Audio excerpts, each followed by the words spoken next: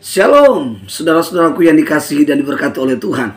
Pagi hari ini dari kediaman saya sendiri, saya ingin menyampaikan satu kebenaran firman Tuhan seperti yang sudah saya tayangkan iklannya, yaitu menjadi prajurit Kristus. Haleluya, haleluya. Mungkin saudara bertanya, kenapa kita disebut sebagai prajurit? Ya, saudara, kalau seorang prajurit tujuannya cuma satu. Kalau dia jadi sebagai prajurit, maka dia mengamankan negara ini. Nah, kalau kita disebut sebagai prajurit, apakah kita sama seperti prajurit dunia? Mereka akan menjadi keamanan negara. Haleluya, haleluya.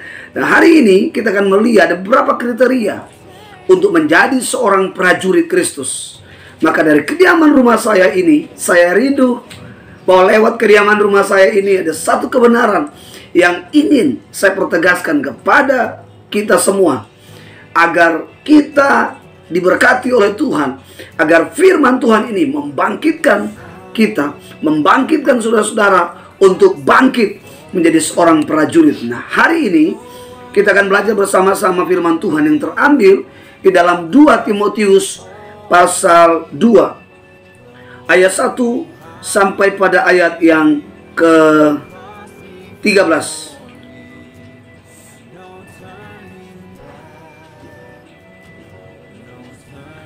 Maaf, sampai pada ayat yang ke-26. Dan saya mengajak kita akan membaca bersama-sama firman Tuhan ini. Demikian kata firman Tuhan, sebab itu, hai anakku, jadilah kuat oleh karena kasih karunia dalam Kristus Yesus. Apa yang telah engkau dengar daripadaku depan banyak saksi, percayalah itu juga pada orang-orang yang dapat dipercaya, yang juga cakap mengajar orang lain. Ikutlah menderita sebagai seorang prajurit yang baik dari Kristus Yesus. Seorang prajurit yang sedang berjuang tidak memusingkan dirinya dengan soal-soal kehidupannya, supaya dengan demikian ia berkenan kepada komandannya. Seorang olahragawan hanya dapat memperoleh mahkota sebagai juara apabila ia bertanding menurut peraturan-peraturan olahraga. Seorang petani yang bekerja keras haruslah yang pertama kali menikmati hasil usahanya. Perhatikanlah apa yang kukatakan, Tuhan akan memberi kepadamu pengertian dalam segala sesuatu. Ingatlah ini, Yesus Kristus yang telah bangkit dari antara orang mati, yang telah dilahirkan sebagai keturunan Daud, itulah yang kuberitakan dalam Injilku. Karena pemberitaan Injil inilah aku menderita, malah dibelenggu seperti seorang penjahat, tetapi firman Allah tidak terbelenggu. Karena itu aku sabar menanggung semuanya itu sebagai orang-orang pilihan Allah, supaya mereka juga mendapat keselamatan dari Kristus Yesus dengan kemuliaan yang kekal. Benarlah perkataan ini, jika kita mati dengan Dia, kita pun akan hidup dengan Dia. Jika kita bertekun, kita pun akan ikut memerintah dengan Dia. Jika kita menyangkal Dia, Dia pun akan menyangkal kita. Jika kita tidak setia, Dia tetap setia, karena Dia tidak dapat menyangkal dirinya. Maaf saudara, saya membacakan hanya sampai pada ayat yang ke-13. Saudara-saudaraku yang dikasihi dan diberkati oleh Tuhan, surat kedua daripada Timotius adalah surat yang terakhir, pesan yang terakhir untuk seorang murid Timotius. Rasul Paulus menulis kitab ini dari dalam penjara di Roma untuk murid yang ia kasihi, yaitu Timotius, yang berjuang melayani jemaat-jemaat yang Tuhan percayakan di Asia kecil. Nah, saudara-saudaraku yang dikasihi dan diberkati oleh Tuhan, nah, bagaimana dengan kita? Kenapa kita disebut sebagai prajurit? Di ayat 8 dikatakan begini, ingatlah ini, Yesus Kristus yang telah bangkit dari antara orang mati, yang telah dilahirkan sebagai keturunan Daud, itulah yang kuberitakan dalam Injilku. Jadi saudara, ayat 8 ini menjelaskan siapa Yesus. Yesus adalah seorang komandan. Yesus adalah seorang jenderal. Kenapa? Karena kita ketahui bahwa Yesus dilahirkan dari keturunan Raja Daud. Ya, Daud adalah seorang raja yang sungguh luar biasa dalam sejarah bangsa Israel.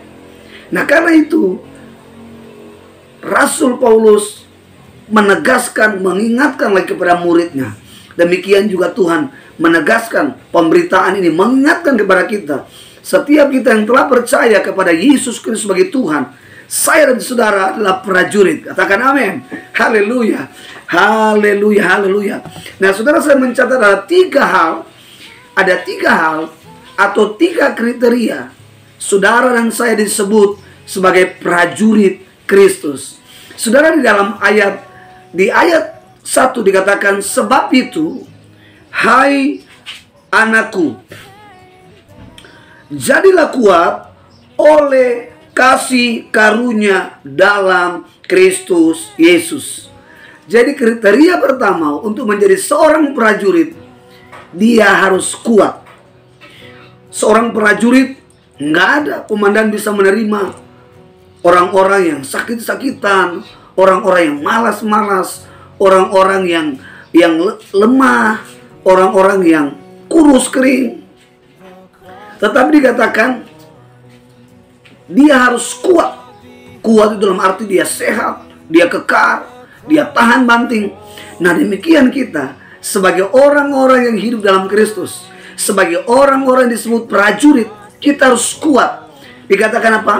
Oleh anugerah, oleh kasih karunia di dalam Kristus yang membuat kita kuat. Jadi saudara dan saya kuat hari ini menghadapi pergumulan, menghadapi segala tantangan, itu karena kasih karunia. Saudara-saudaraku, dalam Efesus pasal 6 ayat 10 dikatakan, akhirnya hendaklah kamu kuat di dalam firman, di dalam Tuhan, di dalam kekuatan kuasanya. Artinya bahwa kekuatan kita hanya bersumber pada satu pribadi, yaitu Yesus Kristus yang saudara dan saya percayai. Dialah Tuhan, sumber kekuatan. Jadi kalau saudara hari ini melewati, saudara bisa kuat, itu karena anugerah daripada Tuhan. Haleluya, haleluya. Mengapa? Karena menjadi seorang prajurit Kristus, lawan kita bukan lawan yang sembarangan. Saudara bisa lihat di dalam Efesus pasal 6 ayat 12 dikatakan bahwa kita bukan lagi melawan darah dan daging, tapi melawan pemerintah-pemerintah, penguasa-penguasa, penghulu gelap dunia ini, dan roh-roh di udara, roh jahat di udara. Kalau saudara melawan musuh yang dimaksud darah dan daging, itu kelihatan, saudara. Kita bisa berantem, kita bisa saling baku pukul, kelihatan darah dan daging. Tetapi ini bicara tentang spirit. Ini bicara tentang tipu muslihat. Ini adalah berbicara tentang upaya-upaya iblis untuk menghancurkan orang-orang Kristen, untuk menggagalkan kehidupan orang Kristen untuk menjadi prajurit Kristus. Karena itu saudara, jadilah kuat oleh kasih karunia Tuhan. Maka oleh anugerah Tuhan, kita mampu mengalahkan musuh-musuh kita. Katakan amin. Haleluya. Dan itulah yang Tuhan kehendaki. Satu ayat lagi di dalam kriteria yang pertama adalah 1 Korintus 1:27 dikatakan, tetapi apa yang bodoh bagi dunia dipilih Allah untuk memalukan orang-orang yang berhikmat, dan apa yang lemah bagi dunia dipilih Allah untuk memalukan apa yang kuat bagi dunia. Jadi saudara-saudaraku yang dikasih dan diberkati oleh Tuhan, saudara dan saya waktu dipanggil Tuhan, kita dipandang dunia hina. Tetapi saudara, tujuan Tuhan, inilah yang dimaksud prajurit Kristus. Saudara akan diubah Tuhan menjadi orang-orang yang kuat. Saudara tidak hanya kuat dalam fisik, tapi kuat iman, kuat kesehatan, kuat hikmat. Karena itu jadi Kristen. Jangan jadi Kristen yang asal-asalan. Jangan jadi prajurit yang hanya biasa-biasa, tapi jadi prajurit yang luar biasa.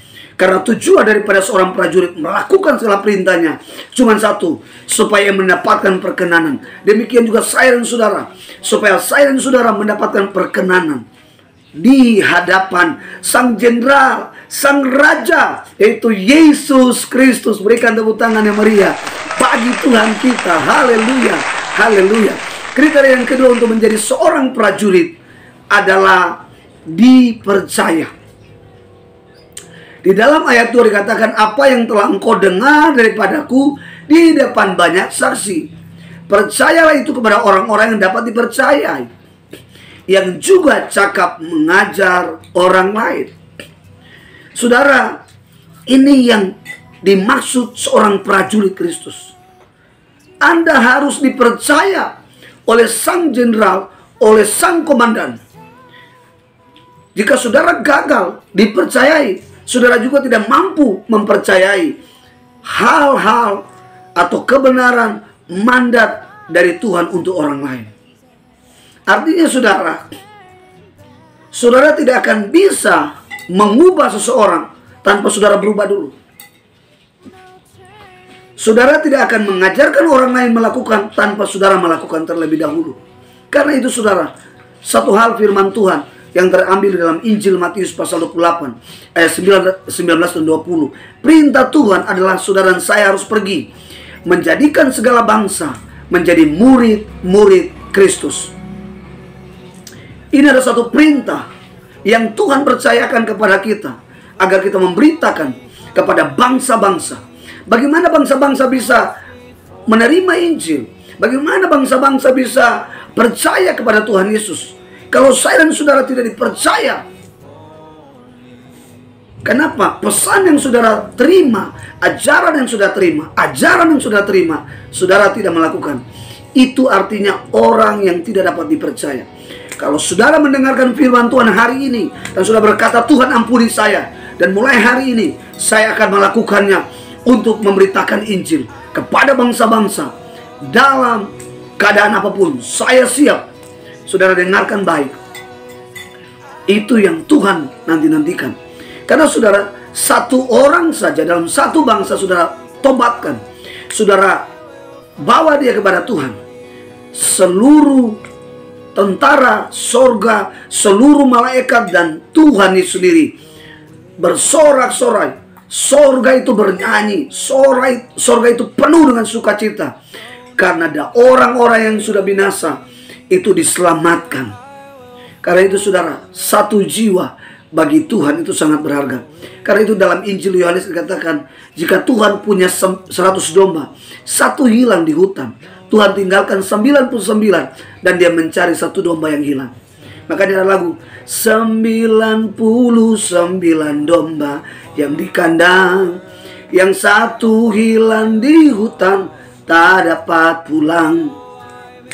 Dicari oleh Tuhan. Saudara-saudara, hari ini mungkin engkau sudah percaya kepada Tuhan Yesus sebagai Tuhan dan Juru Selamat, tapi hari ini karena keuangan, hari ini karena pernikahanmu, hari ini karena hubungan dengan orang tuamu, persoalan dalam keluargamu, dan engkau jauh daripada Tuhan. Dengarkan baik, engkau adalah domba yang hilang, engkau adalah domba yang sedang dicari oleh Tuhan. Karena itu, aku perkatakan hari ini dengan iman dalam nama Yesus, kembalilah kepada Tuhan, supaya engkau dapat dipercaya dan engkau juga dapat mempercayai kepada orang lain tentang mandat ini. Haleluya, haleluya. Sehingga bangsa-bangsa mendengar menjelang Yesus datang, maka di segala bangsa menyaksikan dan mengalami bahwa Yesus Kristus adalah Tuhan. Katakan amin. Haleluya. Di dalam Lukas 10, Lukas 6 ayat 40 dikatakan, seorang murid tidak lebih daripada gurunya, tetapi barang siapa yang telah tamat pelajarannya akan sama dengan gurunya. Artinya, sebagai seorang prajurit yang dapat dipercaya oleh Tuhan, dia harus serupa dalam perbuatan, dalam cara pikirnya, dalam seluruh kehidupan. Dia harus serupa. Artinya serupa tak sama, serupa dalam perbuatan, serupa dalam hikmat, serupa dalam kuasanya. Karena saudara dan saya tinggal di dalam dia dan dia ada dalam kita.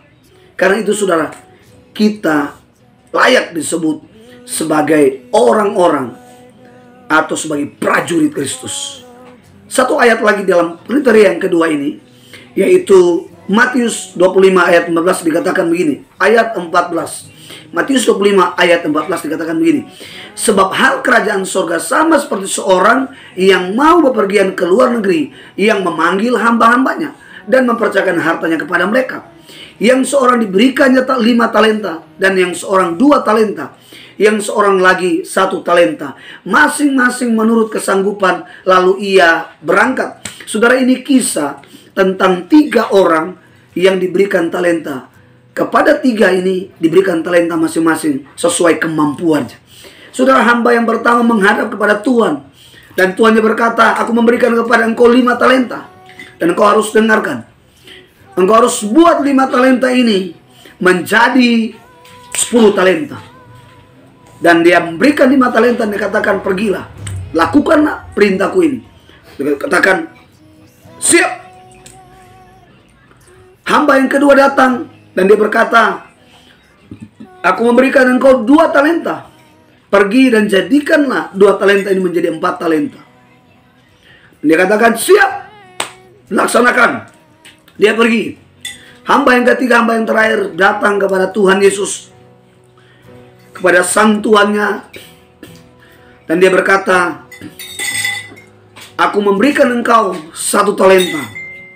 Pergi dan jadikanlah menjadi 2 talenta. Ketika hamba ini pergi dan melakukannya, hamba pertama dia menjadikan 5 talenta menjadi 10 talenta. Hamba yang kedua 2 talenta menjadikan 4 talenta. Hamba yang ketiga, saudara, dia tidak melakukan apa-apa. Dia akhirnya mengambil talenta yang diberikan Tuhannya, 1 talenta itu, kemudian dikuburkan dan disimpan. Ada banyak orang Kristen, gambaran tentang 3 hamba ini. Ada banyak orang Kristen yang ngaku-ngaku murid Kristus, yang ngaku dia Kristen. Berapa banyak, saudara, orang-orang menyimpan Alkitab di rumahnya hanya sebagai perhiasan, hanya sebagai bunga-bunga, sebagai warna-warna di lemari.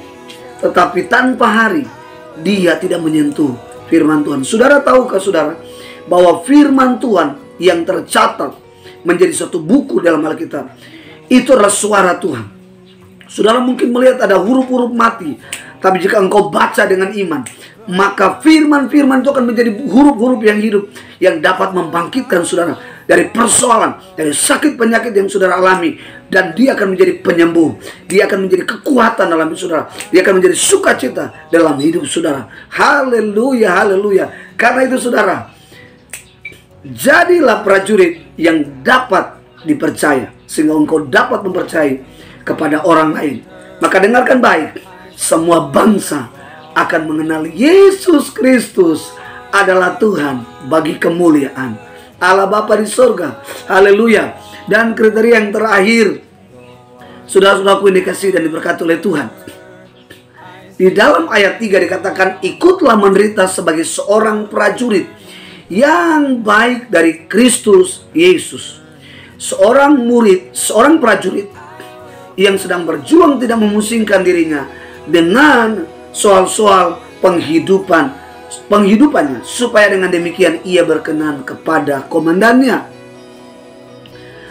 Ayat 5 dikatakan, seorang olahragawan hanya dapat memperoleh mahkota sebagai juara apabila ia bertanding menurut peraturan-peraturan olahraga.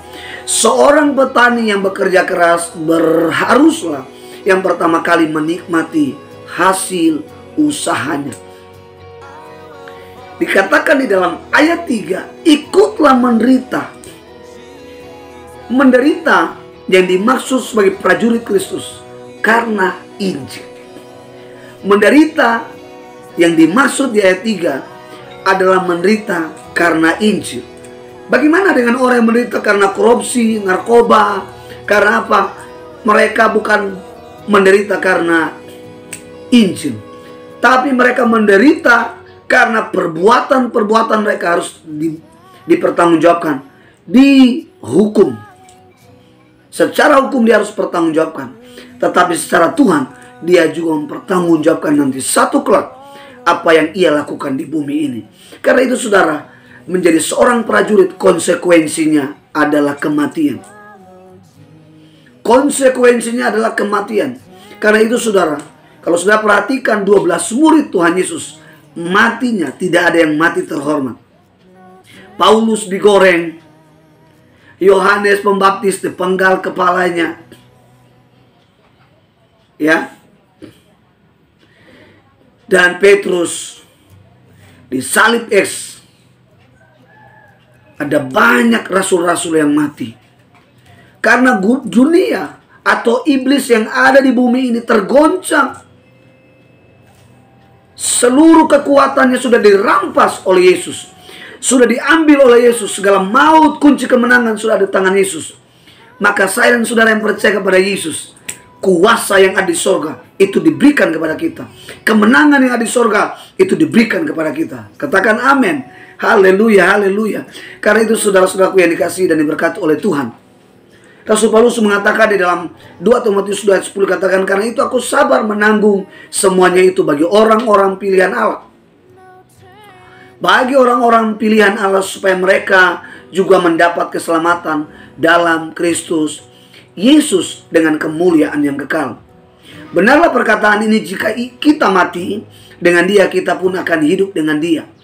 Jika kita bertekun, kita pun akan ikut memerintah dengan Dia. Jika kita menyangkal Dia, Dia pun menyangkal kita. Jika kita tidak setia, Dia tetap setia, karena Dia tidak dapat menyangkal dirinya. Haleluya, haleluya. Nah saudara, apa artinya penderitaan karena Injil bagi seorang prajurit Kristus? Ya, tadi jelaskan dalam ayat bahwa seorang prajurit dia harus fokus berjuang, bertanding, dan bekerja keras untuk apa? Memenangkan sebuah pertandingan. Pertandingan iman. Saudara, pertandingan iman adalah kita harus menaklukkan musuh-musuh dalam hidup kita. Baik dari dalam diri kita, baik itu dari luar. Itu serangan-serangan kuasa kegelapan. Kita harus mengubah musuh-musuh ini menjadi takluk kepada Kristus. Mereka juga diubah untuk menjadi murid Kristus. Nah, apa artinya bagi seorang prajurit tentang penderitaan itu? Di dalam Filipi 1 ayat 27 dikatakan, hanya hendaklah hidupmu berpadanan dengan Injil Kristus, supaya apabila aku datang, aku melihat, dan apabila aku tidak datang, aku mendengar, bahwa kamu teguh berdiri dalam suatu roh, dan sehati, sejiwa berjuang untuk iman yang timbul dari berita Injil, dengan tiada digentarkan sedikit pun oleh lawanmu.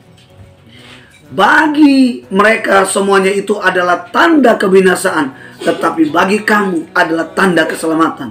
Dan itu datangnya dari Allah, sebab kepada kamu dikaruniakan bukan saja untuk percaya kepada Kristus, melainkan juga untuk menderita untuk Dia. Dalam pergumulan yang sama seperti yang dahulu kamu lihat padaku, dan yang sekarang kamu dengar tentang aku. Saudara-saudaraku yang dikasihi dan diberkati oleh Tuhan, Paulus menjelaskan bagaimana perjuangannya, kerja kerasnya di dalam memberitakan Injil. Bahkan dia ingin dibelenggu supaya Injil tidak diberitakan. Ia diancam, ia mau dibunuh, tetapi itu tidak mengurangi semangat satupun, sukacita di dalam kehidupan Paulus untuk memberitakan Injil pada bangsa-bangsa. Haleluya, haleluya. Saudara-saudaraku yang dikasihi dan diberkati oleh Tuhan, Rasul Paulus bekerja keras, dia berjuang, dia fokus. Sehingga saudara, hari ini kalau kita bisa melihat kekristenan banyak lahir di Eropa, salah satu adalah hasil kerja keras dari Rasul Paulus, sehingga Injil-Injil boleh lahir di Eropa. Haleluya, haleluya. Saudara-saudaraku yang dikasihi dan diberkati oleh Tuhan, nah ini adalah satu pengalaman yang Rasul Paulus ingin ceritakan kepada kita. Di dalam Filipi pasal